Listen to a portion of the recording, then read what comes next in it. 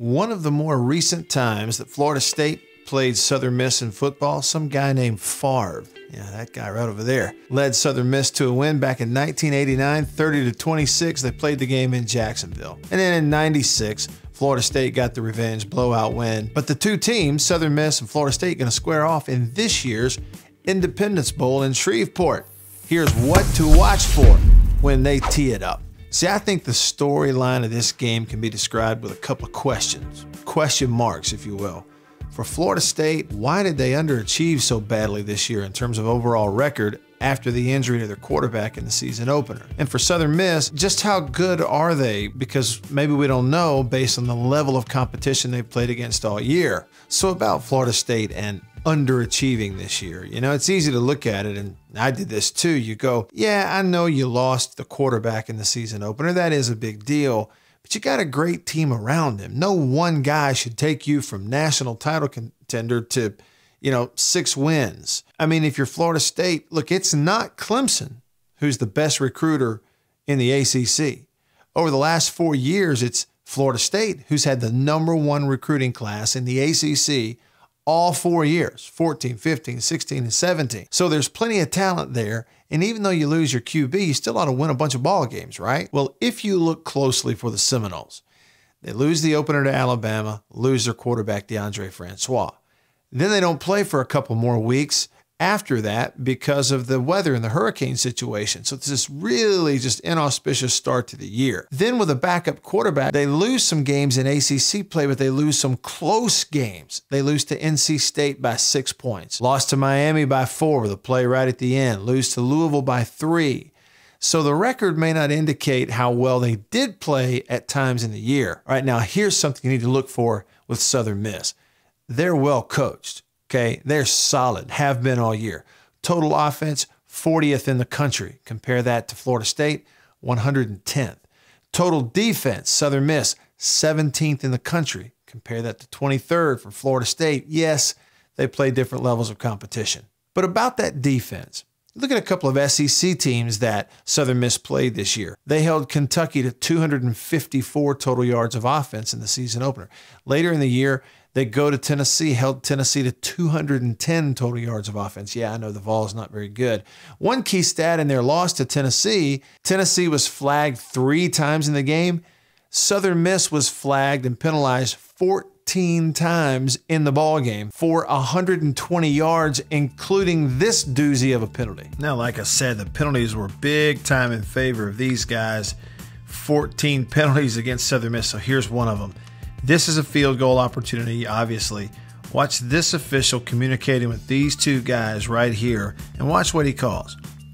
They're going to step up, make no contact with anyone, jump straight up in the air, and the flag is dropped, and they call a personal foul leaping.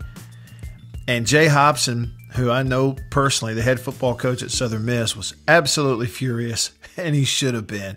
It's one of those deals where the interpretation of a rule for some officials gets way out in front of just what is reality.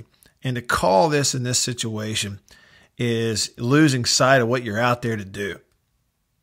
Now, here's what you need to look for in terms of the matchup inside the matchup of this ballgame. It's rushing offense versus rushing defense for both teams, vice versa.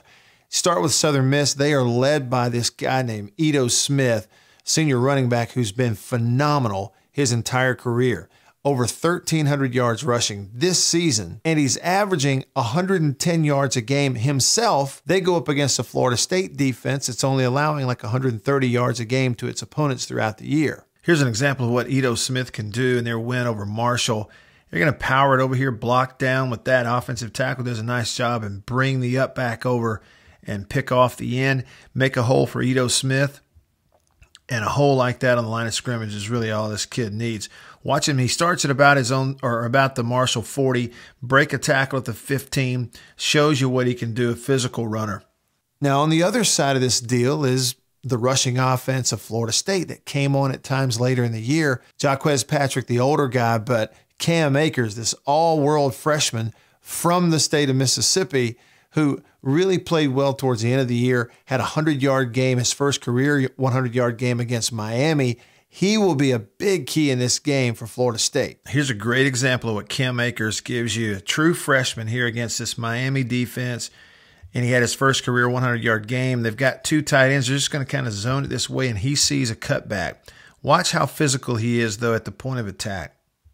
One zone's going here. He feels a cutback and sees it perfectly.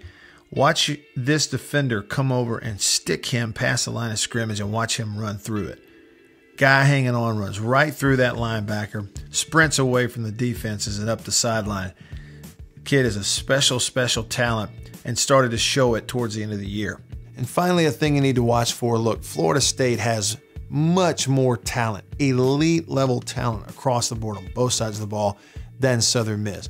But these two guys for Southern Miss could make the difference in them staying in the game versus not. And that's the quarterback, Quadree Griggs, and his high school teammate, now college teammate receiver, Corey Robertson. Those two have hooked up a bunch this year and been really good. When you look on the year, Griggs at 56%, not great, but he's thrown 15 touchdowns and only thrown 2 picks, so he takes care of the football.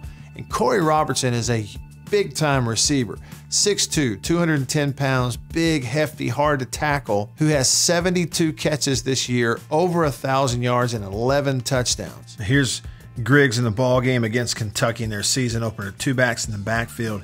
And here's that guy, that 1,000-yard receiver, 6'2", 215, Corey Robertson, going to get kind of skinny post on the outside. Play action. Now watch Griggs step up in the pocket, flick that wrist, and that's a dart to his big guy, who pushes that corner out of the way and just walks into the end zone. He is a big guy, hard to tackle. So that's the matchup if Southern Miss wants to pull off this win. It's Quadree Griggs to Corey Robertson. Those two have to have a big day. That's a peek at Wyatt's what to watch for when Southern Miss and Florida State square off in the Independence Bowl. Hey, if you like this, do me a favor. Like my Facebook page, follow me there. Check me out on YouTube. Head on over to RenaissanceNation.com. Also, if you like this video, kind of niche, specialized, inside look, you haven't seen it before, they got some other stuff there and other genres you're really going to like. It's RenaissanceNation.com. And before you're done clicking away here on the internet, head on over and follow me on Twitter and Instagram. I am Radio Wyatt. All right, see you next time.